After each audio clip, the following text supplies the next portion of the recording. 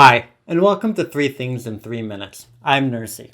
Today we are looking at Wavelength from Palm Court Games. Now it plays 2 or more players, but actually requires 4 players or more for the normal 2 team-based version. And it plays in 30 to 45 minutes, or possibly even faster. What it's about. Wavelength is a team-based party game from Wolfgang Warsch, who also designed The Mind. And this keeps with this theme of a game that's asking you to read other people's minds. Now each round, one person on the team picks a card that gives 2 ends of a scale, like inexpensive to expensive, or useless object to useful object. Then they secretly and blindly spin the wheel to determine where on the scale their target is.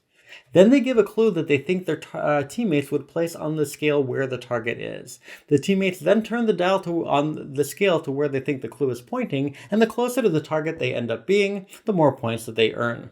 Now the other team guesses if the target is actually higher or lower than the dial, and they will score a point if they're right. Now the first team to 10 points wins the game. What I like, Wavelength is a very simple game to teach, and in fact you just basically heard almost all of the rules, so it's easy to pull in new gamers and get started quickly.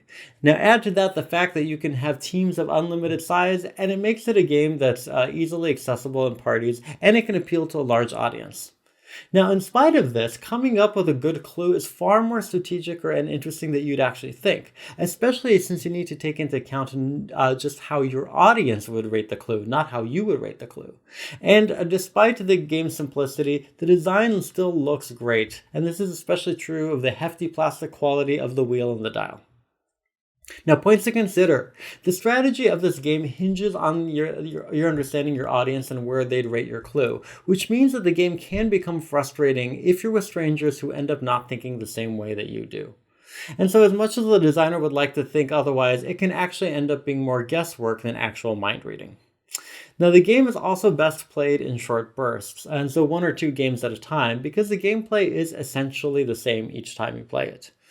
And as solid as the dial is, the locking of the screen itself is a little bit tight, which means that unless you have a good grip on it, you can accidentally spin the wheel while opening it, so just be careful and consider yourself warned. So, in summary, it is a quick party game that's really easy to jump into, but it's best played in short bursts.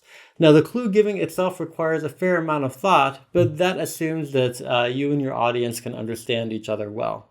And the design is sturdy and it's attractive, with the exception of a slightly tight screen that can mess you up if you're not being too careful.